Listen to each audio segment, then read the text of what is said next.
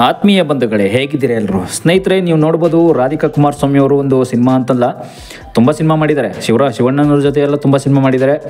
ಅದು ಬಿಟ್ಟರೆ ನಟಿಯಾಗಂತೂ ಹೆಚ್ಚು ಸಿನಿಮಾ ಮಾಡಿರ್ತಕ್ಕಂಥದ್ದು ಹೀರೋಯಿನ್ ಆಗಿ ಶಿವಣ್ಣವ್ರ ಜೊತೆ ಮಾಡಿರ್ತಕ್ಕಂಥದ್ದು, ಅಂದರೆ ತಂಗಿ ಪಾತ್ರದಲ್ಲಿ ಕಾಣಿಸ್ಕೊತಾರೆ. ಅದರಲ್ಲೂ ದರ್ಶನ್ ಸರ್ ಜೊತೆ ಕಾಣಿಸ್ಕೊಳ್ತಕ್ಕಂಥದ್ದು ಮಂಡ್ಯ ಅನ್ನೋ ಪಿಕ್ಚರಲ್ಲಿ. ಅದು ಬಿಟ್ಟರೆ ಅನಾಥರು ಅನ್ನೋ ಸಿನಿಮಾದಲ್ಲಿ ಕಾಣಿಸ್ಕೊತಾರೆ. ಆದರೂ ಕೂಡ ಇವ್ರಿಗಿಬ್ಬರಿಗೆ ಏನೋ ಸಂಬಂಧ ಇತ್ತು ಅಂತ ಕೂಡ ಎಷ್ಟೋ ಸಿನಿಮಾ ಇಂಡಸ್ಟ್ರಿಯಲ್ಲಿ ಈಗಲೂ ಕೂಡ ಚರ್ಚೆ ಆಗ್ತಾ ಇದೆ.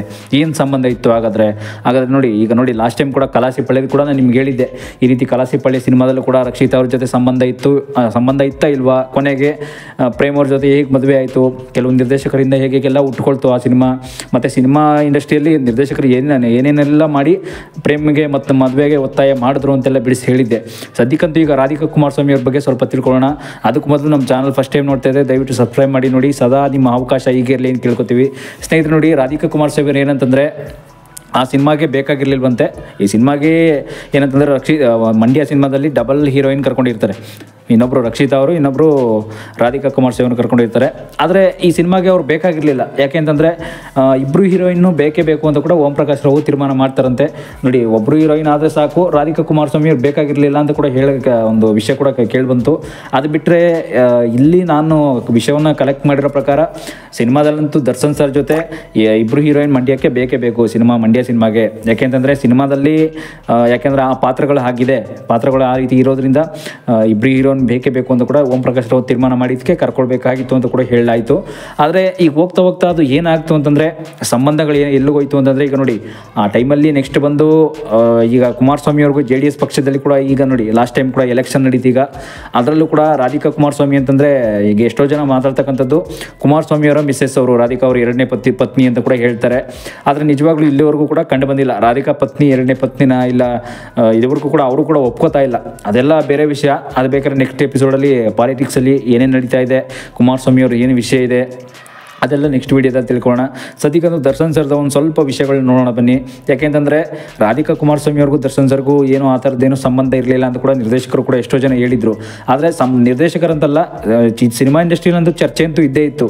ಅವರು ಮಂಡ್ಯ ಸಿನಿಮಾಗೆ ಕರ್ಕೊಂಡಾಗ ಏನೋ ಒಂಥರ ನಂಟಿತ್ತು. ಈಗ ಹಿಂದೆ ನೋಡಿ ಕಲಾಸಿಪಳ್ಳಿ ಸಿನಿಮಾದಲ್ಲಿ ಕರ್ಕೊಂಡಾಗ ಅವರಿಬ್ಬರು ಮದುವೆ ಆಗಬೇಕಾಗಿತ್ತು. ಸಿನಿಮಾ ನಟಿ ಇಬ್ಬರು ಕೂಡ ದರ್ಶನ್ ಸರ್ ಮತ್ತು ರಕ್ಷಿತಾ ಅವ್ರು ಕೂಡ ಮದುವೆ ಆಗಬೇಕಾಗಿತ್ತು ಅಂತ ಕೂಡ ಎಷ್ಟೋ ಜನ ಹೇಳಿದ್ರು. ಆದರೆ ನಿಜಕ್ಕೂ ಇದೇನಂತಂದರೆ ಸಂಬಂಧ ಅಂತಕ್ಕಂಥದ್ದು ಅಷ್ಟು ಈಸಿ ಅಲ್ಲ. ಯಾಕೆಂತಂದರೆ ಒಬ್ಬೊಬ್ಬರು ನಿರ್ದೇಶಕರು ಎಲ್ಲಿಗೆ ಹೋಗ್ತಾರೆ ಅಂತಂದರೆ ಕೆಲವು ಹೀರೋಯಿನ್ಗಳನ್ನೇ ಮದುವೆ ಆಗ್ತಾರೆ. ನೀವು ನೋಡಿರ್ಬೋದು, ಎಕ್ಸಾಂಪಲ್ ಸಿನಿಮಾ ಇಂಡಸ್ಟ್ರಿಯಲ್ಲಿ ಬಿರುಗಾಳಿ ಚೇತನ್ ಅಂತ ನೋಡಿರ್ಬೋದು, ಅವರು ಕೂಡ ಅಷ್ಟೇ ಸಿನಿಮಾದಲ್ಲಿ ಈಗ ನೋಡಿ ಕೆಲವೊಂದು ಸಿನಿಮಾನ ಡೈರೆಕ್ಷನ್ ಮಾಡ್ತಾರೆ, ಸಿನಿಮಾ ಹೀರೋಯಿನ್ನ ಮದುವೆ ಆಗ್ತಾರೆ, ಕೊನೆಗೆ ಅವರ ಒಂದು ಜೀವನ ಲೈಫ್ ಸೆಟ್ಲ್ ಆಗುತ್ತೆ ಅಷ್ಟೇ. ಅದೇ ರೀತಿ ಇಲ್ಲೂ ಕೂಡ ನೋಡಿ ಸಿನಿಮಾ ನಟಿಯಾಗಿ ಈಗ ನೋಡಿ ರಾಧಿಕಾ ಕುಮಾರಸ್ವಾಮಿಯನ್ನ ಆ ಟೈಮಲ್ಲಿ ಮಂಡ್ಯಕ್ಕೆ ಕರ್ಕೊಬೇಕು ಸಿನಿಮಾ ನಟಿಯಾಗಿ. ಮತ್ತು ನೆಕ್ಸ್ಟು ಅನಾಥರ ಸಿನಿಮಾದಲ್ಲೂ ಮತ್ತೆ ಯಾಕೆ ಕರ್ಕೊಂಡ್ರು ರಿಪೀಟು ನೋಡಿ, ರಿಪೀಟ್ ಮತ್ತೆ ಅನಾಥರ ಸಿನಿಮಾಗೆ ರಾಧಿಕಾನೇ ಬೇಕು ಅಲ್ಲಿ ಹೀರೋಯಿನ್ ಆಗಿ ಕರ್ಕೊಂಡ್ರು. ಯಾಕೆಂದರೆ ಈ ಆ ಟೈಮಲ್ಲಿ ಏನಂತಂದರೆ ಅವರವರು ಒಂದು ಜಗಳ ಆಗಿರುತ್ತೆ. ಹೀರೋಯಿನ್ ಮಧ್ಯೆ ಏನಂತಂದರೆ ಒಂದು ಸಂಬಂಧ ಇರಲ್ಲ. ಅಲ್ಲಿ ಏನಂತಂದರೆ ಜಗಳ ಇದ್ದೇ ಇರುತ್ತೆ. ಒಬ್ರು ಕಂಡ್ರೆ ಒಬ್ರಿಗಾಗಲ್ಲ. ಈಗ ನೋಡಿ ಹೀರೋ ಕಂಡ್ರೆ ಹೀರೋಯಿನ್ಗಾಗಲ್ಲ, ಹೀರೋಯಿನ್ ಕಂಡ್ರೆ ಹೀರೋಗಾಗಲ್ಲ. ಯಾಕೆಂದರೆ ಇದೆಲ್ಲ ಸಿನಿಮಾ ಇಂಡಸ್ಟ್ರಿಯಲ್ಲಿ ಎಷ್ಟೋ ಜನಗಳಿಗೆ ಗೊತ್ತೇ ಇಲ್ಲ. ಸಿನಿಮಾ ಇಂಡಸ್ಟ್ರಿಯಲ್ಲಿ ಅಂದರೆ ಸಿನಿಮಾ ಇಂಡಸ್ಟ್ರಿ ಬಗ್ಗೆ ಗೊತ್ತಿರುತ್ತೆ, ಸಿನಿಮಾ ಇಂಡಸ್ಟ್ರಿಯಲ್ಲಿ ಈ ಹೀರೋಯಿನ್ ಬಗ್ಗೆ ಈ ರೀತಿ ತಪ್ಪು ಕಲ್ಪನೆ ಇದೆ, ಈ ಹೀರೋ ಬಗ್ಗೆ ನನಗೆ ಹೀರೋ ಕಂಡ್ರೆ ಆಗಲ್ಲ, ಏನೋ ಆ್ಯಕ್ಟಿಂಗ್ ಮಾಡಬೇಕಾ, ನಾನು ಆ್ಯಕ್ಟಿಂಗ್ ಮಾಡ್ಬಿಟ್ಟು ಹೊರಟೋಗ್ತೀನಿ ಅಷ್ಟೇ. ಆ್ಯಕ್ಟಿಂಗ್ ಮಾಡೋದು ಬಿಟ್ಟರೆ ಬೇರೆ ಇನ್ನೇನು ನನಗೆ ಗೊತ್ತಿಲ್ಲ, ಅವ್ರ ಜೊತೆ ನಾನು ಅಷ್ಟು ಮಾತಾಡಲ್ಲ, ಏನು ಲಿಂಕ್ ಇಲ್ಲ ಅನ್ನೋ ರೀತಿ ಇರ್ತಾರೆ ಅಷ್ಟೇ. ಈಗ ರಾಧಿಕಾ ಕುಮಾರಸ್ವಾಮಿ ಅವರು ಅಷ್ಟೇ, ಅವ್ರದ್ದು ಒಂದು ಪ್ರೆಸ್ಟೀಜ್ ಏನಾಗುತ್ತೆ. ಈಗ ನೋಡಿ ರಾಧಿಕಾ ಅವರು ಹಿಂದೆ ಕುಮಾರಸ್ವಾಮಿಯವರು ಒಬ್ಬ ಪತ್ನಿಯಾಗಿರೋದ್ರಿಂದ ಅವರು ಒಂದು ಪ್ರೆಸ್ಟೀಜ್ ಯಾವ ರೀತಿ ಹಾಳಾಗುತ್ತೆ ಅಂದರೆ ಏನೋ ದುಡ್ಡಿನ ಲೆಕ್ಕದಲ್ಲಿ ಅಳಿತಾರೆ. ಈಗ ನೋಡಿ ಎಂಥ ಈ ಟಾಪ್ ನಟ ಅಲ್ಲ ಏನಿಲ್ಲ, ಇವನ ಜೊತೆ ನಂದೇನು ಮಾತು ಸುಮ್ಮನೆ ಈ ರೀತಿ. ಈಗ ನೋಡಿ ಲಾಸ್ಟ್ ಟೈಮು ಲಕ್ಕಿ ಅನ್ನೋ ಸಿನಿಮಾ ನೀವು ನೋಡಿರ್ಬೋದು, ಯಶ್ ಅವ್ರದ್ದು ಲಕ್ಕಿ ಅನ್ನೋ ಸಿನಿಮಾದಲ್ಲಿ ರಮ್ಯಾ ಅವರು ಕೂಡ ನೋಡಿರ್ಬೋದು. ಸೇಮ್ ರಮ್ಯಾ ಅವರು ಅದೇ ಥರನೇ. ರಮ್ಯಾ ಅವರು ಒಬ್ಬ ಟಾಪ್ ನಟಿಯಾಗಿರ್ತಾರೆ, ಯಶ್ ಅವರಂತೂ ತುಂಬ ಸ್ಲೋ ನಟಿಯಾಗಿರ್ತಾರೆ. ಇದರಿಂದ ಒಂದಕ್ಕೊಂದು ಸಂಬಂಧ ಹೇಗೆ ಬರುತ್ತೆ ಅಂತಂದರೆ ಅದು ನೋಡಿ ಅವರು ಟಾಪ್ ಹೀರೋ ಅಲ್ಲ ಏನಿಲ್ಲ, ಅವನ ಜೊತೆ ನಂದೇನಲ್ಲಿ ಆ್ಯಕ್ಟಿಂಗು. ಬಟ್ ಅದು ಕೂಡ ಏನೋ ಆ್ಯಕ್ಟಿಂಗ್ ಮಾಡೋಕ್ಕೆ ಹೀರೋಯಿನ್ನ ಕರ್ಕೊಂಡಿದ್ದಾರೆ, ನಾನು ಆ್ಯಕ್ಟಿಂಗ್ ಮಾಡಬೇಕಷ್ಟೇ. ಆದರೆ ಅವರ ನಡುವೆ ಒಂದು ಸಂತೋಷ ಅಂತೂ ಇರಲ್ಲ. ಒಂದು ಸಂಬಂಧ ಅಂತಕ್ಕಂಥದ್ದು ಅಷ್ಟಕ್ಕಷ್ಟರಲ್ಲೇ. ಇದು ಅಷ್ಟೇ, ರಾಧಿಕಾ ಕುಮಾರಸ್ವಾಮಿ ಅವ್ರ ಜೊತೆನೂ ಈ ರೀತಿಯೆಲ್ಲ ಏನೋ ಸಂಬಂಧ ಇರಲಿಲ್ಲ. ಆದರೂ ಕೂಡ ಹೀರೋಯಿನ್ ಆಗಿ ನಟಿಸಬೇಕು, ಒಂದು ಏನು ಪೇಮೆಂಟ್ ರೀತಿ ತೊಗೋಬೇಕು. ಮತ್ತು ಸಿನಿಮಾ ಇಂಡಸ್ಟ್ರಿಯಲ್ಲಿ ನಂದು ಒಂದು ಮಂಡ್ಯ ಅನ್ನೋ ಸಿನಿಮಾದಲ್ಲಿ ಅವರ ಒಂದು ಸಿನಿಮಾದಲ್ಲಿ ಯಾವ ಪಾರ್ಟ್ ಮಾಡಿದ್ದೀನಿ ಅದು ಗುರುತಿಸ್ಕೋಬೇಕಷ್ಟೇ. ಗುರುತಿಸ್ಕೊಂಡಾಗ ಸಿನಿಮಾದಲ್ಲಿ ಈ ರೀತಿ ನಾನು ಒಂದು ಪಬ್ಲಿಕ್ ಆಗಿ ಮುಂದೆ ಈ ಸಿನಿಮಾ ನಮಗೊಂದೊಂದು ದೊಡ್ಡ ದೊಡ್ಡ ಅವಕಾಶಗಳು ಸಿಗುತ್ತೆ ಅನ್ನೋ ರೀತಿ ಆ್ಯಕ್ಟಿಂಗ್ ಮಾಡ್ಬಿಟ್ಟು ಹೋಗ್ತಾರೆ ಅಷ್ಟೇ. ಸಿನಿಮಾದಲ್ಲಿ ಎಷ್ಟೋ ಜನ ಹಾಗಂತಾರೆ.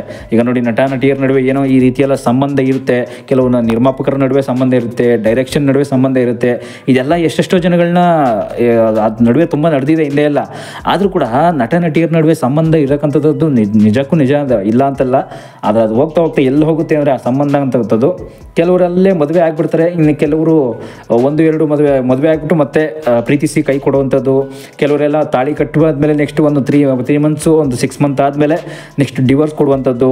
ಇದೆಲ್ಲ ನಾವು ಎಷ್ಟೋ ನಿರ್ದೇಶಕರ ಬಾಳಲ್ಲಿ ನೋಡಿಬಿಟ್ಟಿದ್ವಿ ಸಿನಿಮಾ ಇಂಡಸ್ಟ್ರಿಯಲ್ಲಿ. ನೋಡಿ, ಓಂ ಪ್ರಕಾಶ್ ರಾವ್ ಸ್ವತಃ ಲಾಸ್ಟ್ ಟೈಮಲ್ಲೂ ಕೂಡ ನೀವು ಅಪ್ಡೇಟ್ ಮಾಡಿದ್ದೆ, ಓಂ ಪ್ರಕಾಶ್ ರಾವ್ ಪತ್ನಿ ಯಾರು 3 ಮದುವೆ ಆಗಿದ್ದಾರೆ ಅಂತ ಕೂಡ ಕೇಳ್ಪಟ್ಟಿದ್ದು. ಬಟ್ ಆದರೂ ಹಿಂದೆ ನೀವು ನೋಡಿರ್ಬೋದು, ಓಂ ಪ್ರಕಾಶ್ ರಾವ್ ಮಾತ್ರ ಅಲ್ಲ, ಎಷ್ಟೋ ಸಿನಿಮಾ ಇಂಡಸ್ಟ್ರಿ ಹೀರೋಗಳೆಲ್ಲ ಅಷ್ಟೇ. ಎಷ್ಟೋ ಜನ ಹೀರೋಗಳು 2 ಮದುವೆ ಆಗಿರ್ತಕ್ಕಂಥದ್ದು ನೋಡ್ಬೋದು. 2 ಮದುವೆ ಯಾಕೆ ಆಗ್ತಾರೆ? ಈಗ ನೋಡಿ, ಪ್ರಭಾಕರ್ ಅವ್ರಿಗೂ ಕೂಡ ನೀವು ನೋಡಿರ್ಬೋದು 2 ಮದುವೆನೇ. ಈಗ ನೋಡಿ, ದರ್ಶನ್ ಸರ್ಗೂ ಅಂತೂ ಒಂದೇ ಮದುವೆ. ಆದರೆ ದರ್ಶನ್ ಸರ್ ಅಂತೂ ಸಿನಿಮಾದಲ್ಲಿ ಒಂದೇ ಮದುವೆ ಆದರೂ ಕೂಡ ಅವರ ಹಿಂದೆ ಎಲ್ಲ ಸಿನಿಮಾದಲ್ಲಿ ಮಾಡಿರ್ತಕ್ಕಂಥ ಹೀರೋಯಿನ್ ಪಾರ್ಟ್ಗಳಿದೆಯಲ್ಲ, ಅವ್ರಿಗೂ ಕೂಡ ಏನೋ ಸಂಬಂಧ ಎಲ್ಲ ಕಲ್ಪಿಸಿದ್ರು ಎಷ್ಟೋ ಜನ. ಅದರಿಂದ ಅವ್ರ ಪತ್ನಿ ಮೇಲೆ ಏನೋ ಒಂದು ದಾಳಿ ಮಾಡಿ ತುಂಬ ಆ ಟೈಮಲ್ಲೆಲ್ಲ ಜೈಲಿಗೆ ಹೋಗಿದ್ರು. 2011ರಲ್ಲೇ ಅವ್ರ ಪತ್ನಿನೇ ಅವ್ರಿಗೆ ಕಂಪ್ಲೇಂಟ್ ಕೊಟ್ಟು ಈ ರೀತಿ ಎಲ್ಲ ಒಂದು ಶಿಕ್ಷೆ ಆಗುವ ರೀತಿ ಮಾಡಿದರು.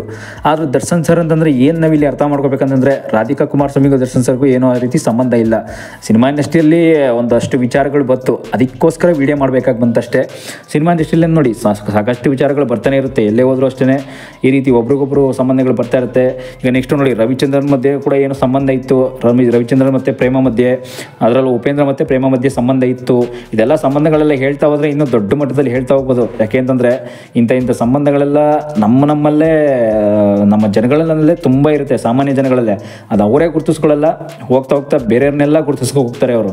ಈಗ ನೋಡಿ, ಒಂದು ಹಳ್ಳಿಯಿಂದ ಹೋದರೆ, ಒಂದು ಊರು ಅಂತ ಹೋದರೆ, ಏನಾದರೂ ಒಂದು ಯಾವುದಾದ್ರೂ ಒಂದು ಡಿಸ್ಟಿಕ್ಕು ತಾಲೂಕು ಅಂತ ಹೋದರೆ, ಪ್ರತಿಯೊಂದು ಹಳ್ಳಿಯಲ್ಲೂ ಕೂಡ ಒಂದೊಂದು ಸಂಬಂಧಗಳು ಇದ್ದೇ ಇರುತ್ತೆ. ಯಾರಿಗೆ ತಾನೇ ಸಂಬಂಧಗಳಿಲ್ಲ ಹೇಳಿ? ಎಲ್ಲರೂ ಕೂಡ ಸಂಬಂಧ ಇಟ್ಕೊಂಡಿರೋರೆ. ಆದರೆ ಹೋಗ್ತಾ ಹೋಗ್ತಾ ಏನಾಗುತ್ತೆ ಅಂತಂದರೆ ಆ ಸಂಬಂಧಗಳೆಲ್ಲ ಮರ್ತು ಬಿಟ್ಟಿರ್ತಾರೆ. ಕೊನೆಗೆ ಬೇರೆಯವ್ರ ಮನೆಯ ಬಗ್ಗೆ ಮಾತಾಡ್ತಕ್ಕಂಥದ್ದು ಈ ಸಿನಿಮಾದಲ್ಲೂ ಹಾಗೇ.